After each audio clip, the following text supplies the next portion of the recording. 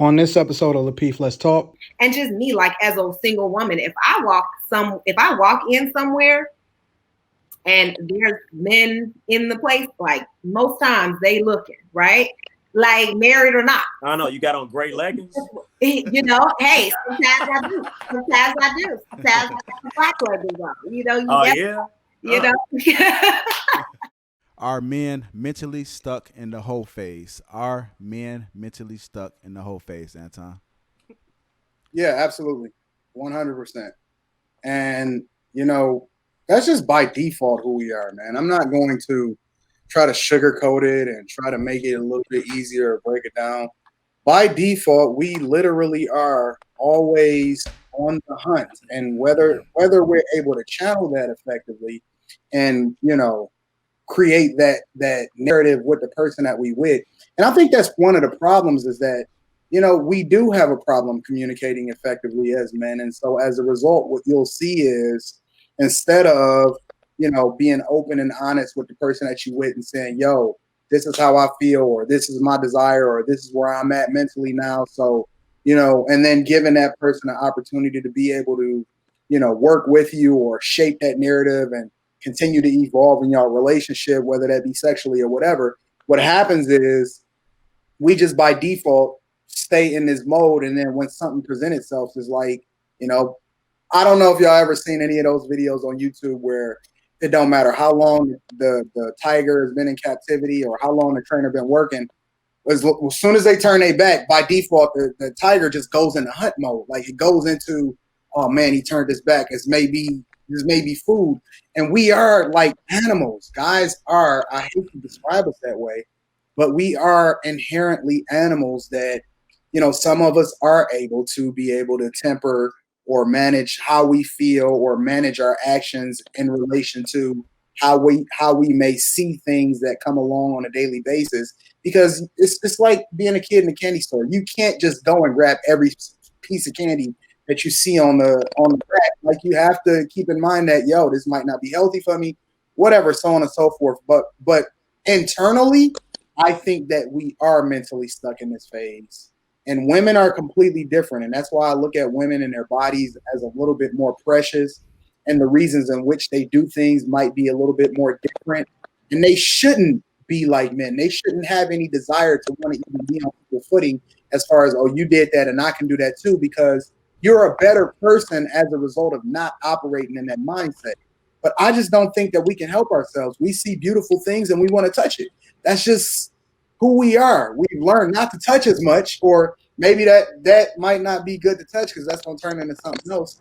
But by default and in the inside, the overwhelming majority of us, if we're really honest with ourselves, we have to teach ourselves not to do the things that we see on a daily basis. But by default, we are perpetually. I disagree. This is all learned behavior, man. I get that there are certain genetic aspects of what makes, you know, as far as the body, what's the difference between a man and a woman. But this is learned behavior.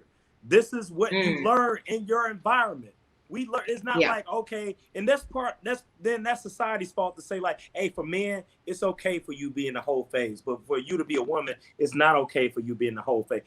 Based on what? So the thing is, like, I'm fine with the exploration piece. The thing is like, it's a mental aspect. You got to know when it's the aspect of when you want to commit. You can't have it both ways. It's not, I think it's more so not even the fact of being stuck in the whole phase, but you need to decide when are you done exploring and when you're ready to commit. You can't have both. And I think there's people, and since we're talking about men, I will stay true to that. There's men that try to live in both worlds of being in this committed world and then being in this whole phase world. You can't be both. They're counterproductive. And the thing is, that's when you find people that live these double lives because they want to have it both, because they remember when they was exploring. And I get it. Exploring is kind of fun. It's unpredictable. It's exciting. It's kind of like fun. And then you say like, hey, you went through this exploration for you to find the one that you want to commit to. Boom, now I'm committed. But then you look back at your former self and be like, man, Saturday nights used to be way more fun, way more exciting or unpredictable. So when you take that into consideration, though, so like for me, I'll use myself as an example because I'm okay with being an open book. My whole phase is continuous. However, I've just learned to channel that to be with the person that I'm with. So if we take, for example, what you've indicated as far as like, oh, I do go out and I party with my chick, and she's like, we may create a dynamic where she might go into the bar and sit at a completely different end of the bar, and then I'll come in and just be kicking it and mingling with people, and then I'll work my way over there like, okay, I see what you looking fine over there. Like, I'll just create the narrative, or I'll continue to work within my sphere, or take my whole phase out on the chick that I'm with. But I have that thing within me that's always on that prowl, that hunt, the desire, like I'm extremely sexual, whatever. I just use that in a more positive way to enhance the relationship that I'm in, versus using that on something that may not. I get that perspective, and I think we're kind of talking the same thing. Where you made a choice, you made the commitment, though. But I'm still a hoe. I'm still a hoe, like in every way you want to call it. But I am. My thing is that, like, it's just it's just one of those, you still made a commitment, because I think folks got, like, as far as whatever we define as traits of the whole phase. Let's say we out, we kicking it, we trying to holler at people. I admit, I've never liked that shit. That was a learned behavior. You feel like you got to go get it. I got to go holler. Like, if you remember back in the day, you would go to the mall, you go to the club, you spend the whole time chasing women, right? The thing is, that shit really is low-key not enjoyable, because you go through this, because out of the 5 numbers you did get, you probably got turned down for 20.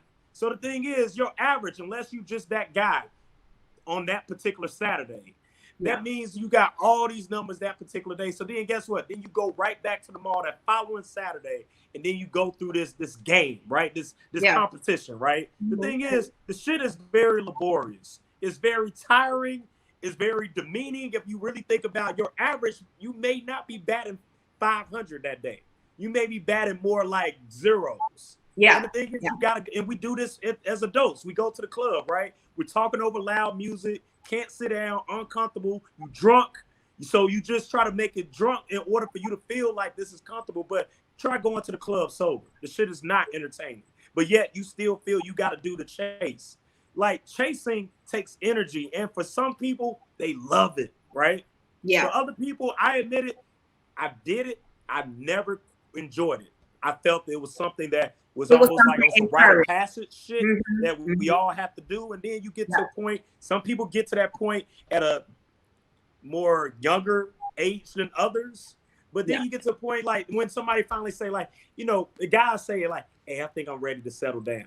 That's because niggas is tired. They tired of this game that they play, and really to impress other people that they not laying down with, man. The persona, the car, the clothes, the outfits. It's expensive. I can spend that money on one chick. Right. Well, let me say this. I'm in between both of you guys, because what I've seen, what I've witnessed is that men don't stay stuck in the whole phase, but they stay in it much longer than like women, for instance. So I would see a 45, 50-year-old hoe, like male, that's still trying to flirt with women, still got a lot of women, you know, still got that player, you know, mentality. And I just see that so much more often than I see women staying in that phase. Like, so a lot of what Anton said to me makes sense, because it does seem like it's innate, or like, you know, and also it could be just taught, like a learned behavior. So I feel like I'm in between you guys, because I've witnessed men just not being able to flip out of that. Like, that's just who they are, or they say that that's just who they are, right? They have to have a lot of women. They just constantly hunting. They're just constantly after women, and they need different types. And you know, some men don't even have a type. You can't even tell who they are attracted to. And just me, like, as a single woman, if I walk in somewhere and there's men in the place, like, most times they looking, right? Like, married or not. I don't know. You got on gray leggings? You know, hey, sometimes I do. Sometimes I got some black leggings on. You know, You know? Oh, yeah. Oh, yeah.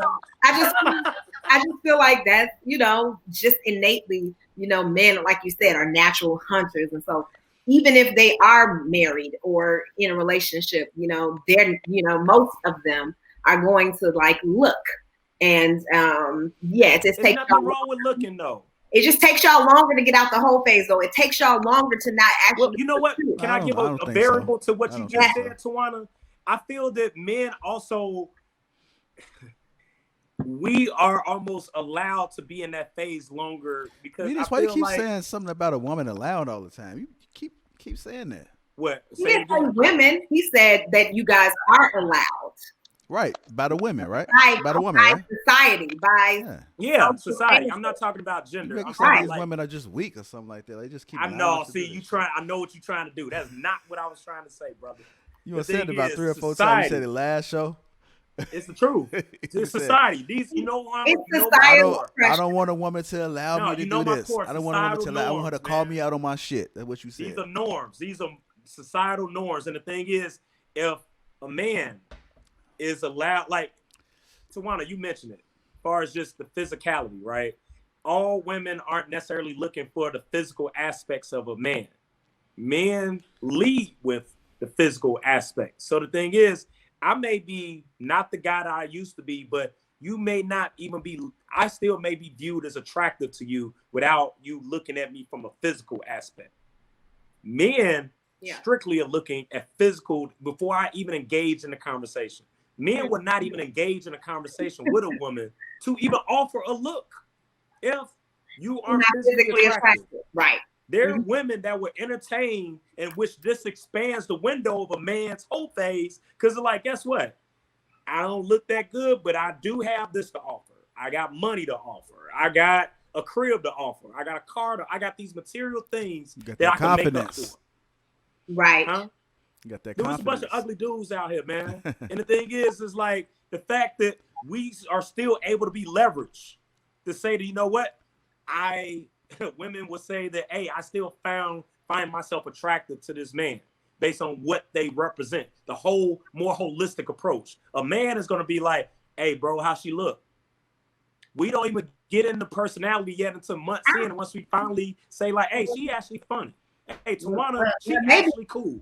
Well, maybe I'm a man because I got to be attracted to you. I can't do it. But I think that there are certain aspects. I have never dated somebody that I'm not physically attracted to. I have never just dated an ugly guy that is not a lot of money. Like, no, everybody got preferences, but the thing is, folks got preference. They got skin tone preference. They got weight preference, height preference, all these different things and stuff. So the thing is, it's just that's more up to each his own. But like you said, some men, hey, it may be like, hey, if it's grass on the field, I'm playing. That's what they do. Right. But the thing is, it has to be something to them in which they find attractive to even initiate the conversation.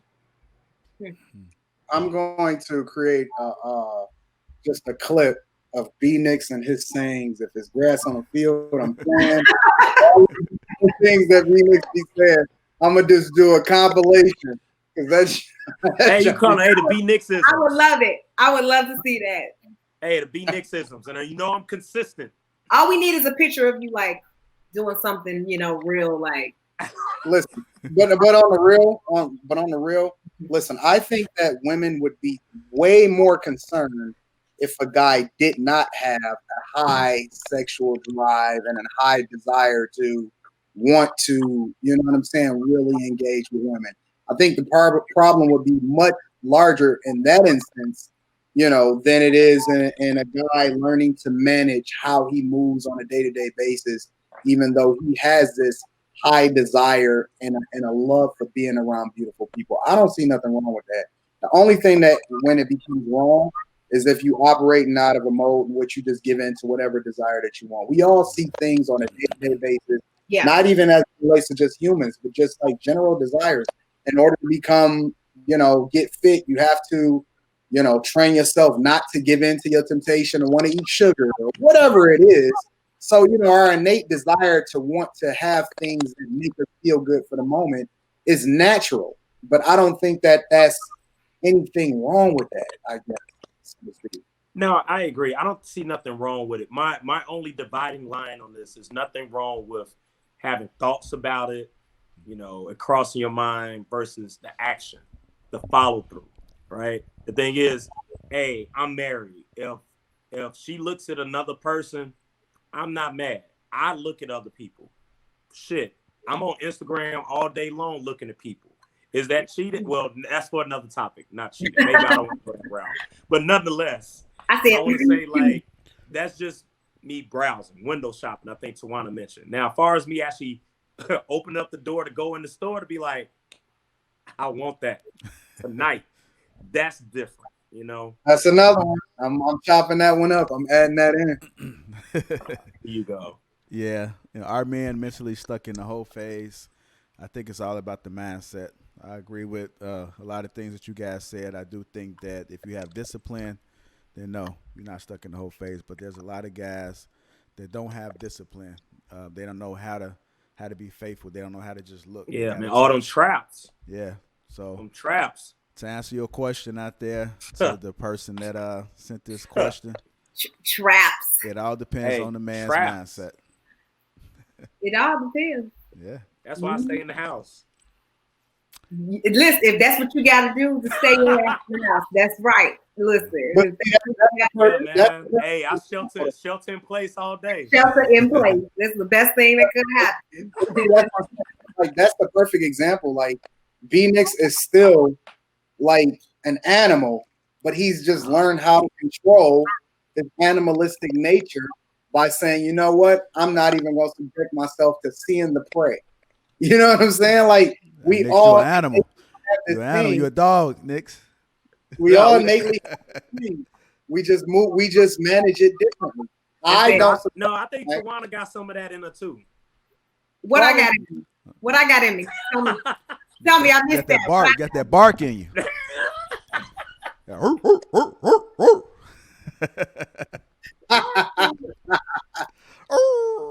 Next, I'm just no, because then if I say something, then it's gonna be another comparison group that you're gonna feel a way about. So